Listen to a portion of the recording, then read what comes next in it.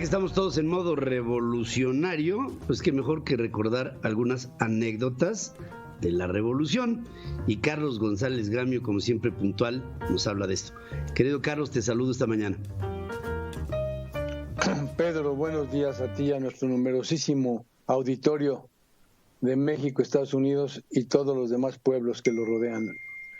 Efectivamente, Pedro, vamos a hablar en esta ocasión una cosa muy leve, porque no soy historiador, como tú me haces el favor de decirme, pero sí recordar, porque como la historia la escriben los vencedores, luego se les atribuyen frases a nuestros prohombres que finalmente no las dijeron ellos. Entonces, rápidamente quiero comentarte como un poquito la cronología de nuestra Revolución Mexicana, que ya es pasado mañana, cuando da inicio. Le entregó León de la Barra a Madero el poder, pero esta frase tan atribuible a Francisco Indalecio Madero, que es finalmente quien crea el Partido Nacional Antireeleccionista, en realidad el que crea el partido, el que empieza a dar ánimos y todo, fue el propio Porfirio Díaz, porque se dio cuenta que ya iba para afuera. Entonces, esta frase tan trillada de sufragio efectivo, no reelección, atribuible a Francisco Madero, en realidad la dijo Porfirio Díaz en 1909, el 22 de mayo, pero ya la había dicho muchos años atrás, porque él quería evitar la reelección de Benito Juárez. Entonces la frase realmente es de Porfirio Díaz. Entonces, con el objeto de poner fin al gobierno reeleccionista, los hermanos Ricardo y Enrique Flores Magón, que eran escritores, periodistas, gente muy destacada, opositores, que empiezan a crear una serie de documentos y publicaciones, uno de los cuales más importantes fue el periódico Regeneración. Ya en ese momento se da cuenta Díaz y bueno, son encarcelados y después exiliados.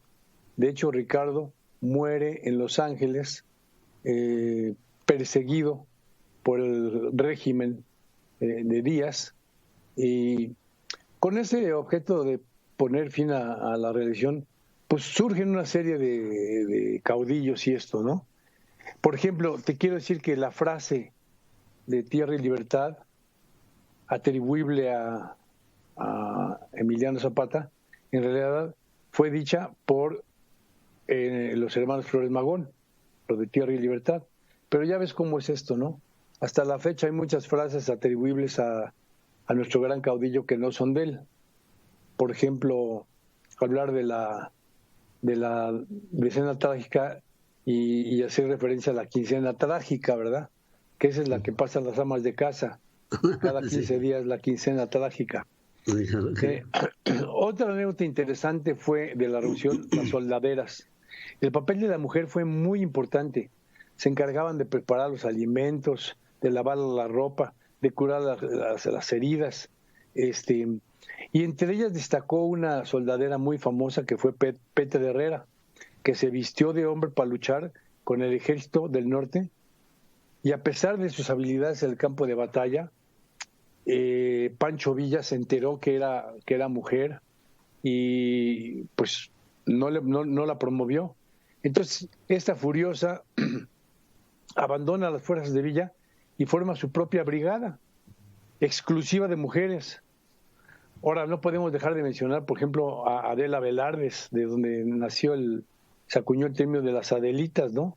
Adela nació en Chihuahua, creó el ejército de enfermeras y se especializó en hablar con los moribundos para ayudarlos a bien morir, ¿no? Ella iba siguiendo a las huestes revolucionarias, siempre con sus botiquines de emergencia, ¿no? Y en muchos casos, pues avisaba a los familiares que habían muerto, ¿no? Otro hombre que fue, Pancho Villa, quiero decirte que era un hombre que odiaba el alcohol.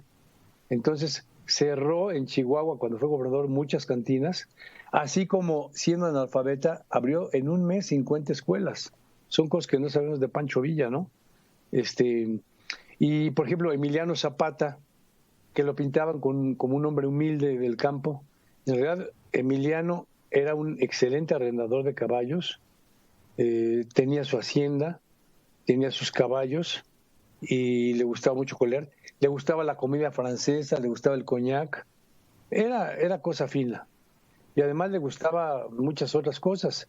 Acuérdate que al yerno de don Porfirio, a Nacho de la Torre, lo apresaron y lo estuvieron pues torturando y violando hasta que llegó al hospital, murió ahí. Utilizaba un doble porque el gobierno lo asediaba constantemente. Y tras ser asesinado, la gente buscaba un lunar que tenía en la parte superior del ojo para saber si él era realmente el hombre que había muerto, ¿no? Quiero decirte que hubo personas en la revolución de las que pocos sabemos.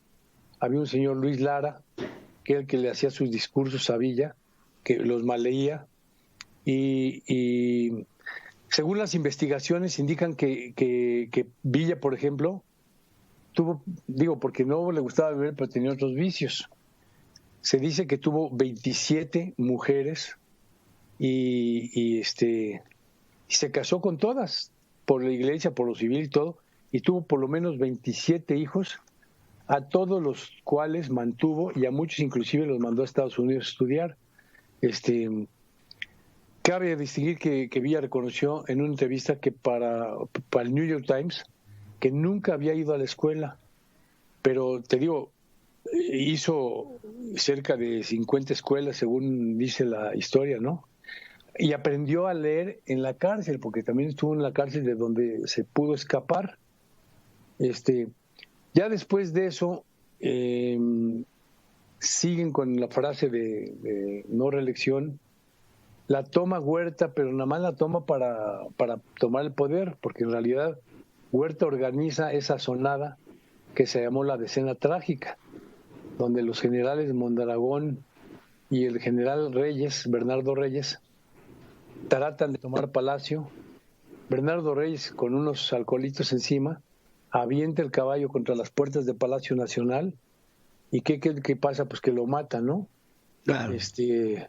Y bueno, un poco haciendo un resumen de esto, quiero decirte que tras el asedio a Madero, todos estos generales, el gobierno de Estados Unidos se da cuenta que están violando la democracia, y es de esta forma en que en un principio, a través de Monroe, apoyan a Huerta, que pues no duró mucho en el poder, ¿no?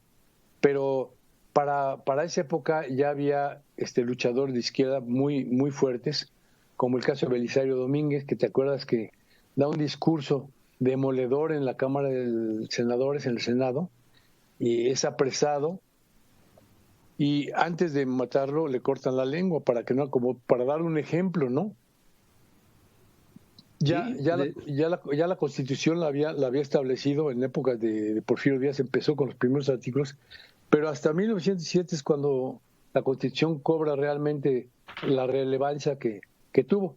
Después, acuérdate que le han cambiado pues todos los artículos, ¿no? Ha sido modificada cerca de 146 veces, ¿no? Sí. Pero son algunas de las pequeñas anécdotas de nuestra Revolución Mexicana que valdría ahorita la pena mencionar. Ahora, pues ya cambiaron el puente para antier, pero el día 20 yo me voy a poner mi sombrerote y voy a celebrar la Constitución Mexicana.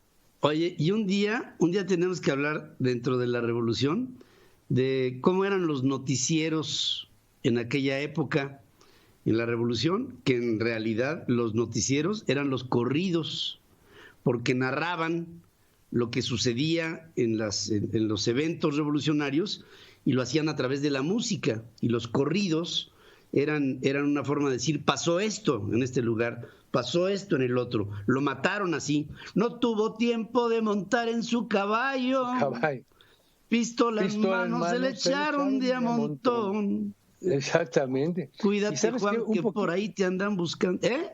Oye, y el Periquillo Sarmiento, que también publicaba corridos, y las caricaturas, que eran más que una editorial de José Guadalupe Posadas. Claro que sí, señor, por supuesto que sí. Y esa crónica es algo que tenemos que abundar, porque la revolución tiene muchos filones que con a veces ironía, a veces sarcasmo, a veces comicidad, se daban a conocer eventos en donde nosotros nos burlábamos de nosotros mismos, en una revolución que parecía que avanzaba y a veces parecía que no se movía.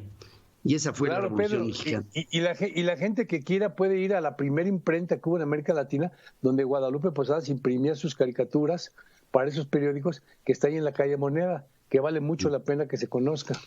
Ahora que se acabe esta mugre pandemia, nos vamos, ¿no?, a darnos una vuelta por ahí. Pues ya, pues déjate encontrar, porque eres... Yo no sé dónde estás escondido, mano. Pues aquí, en mi búnker. Te abrazo, querido.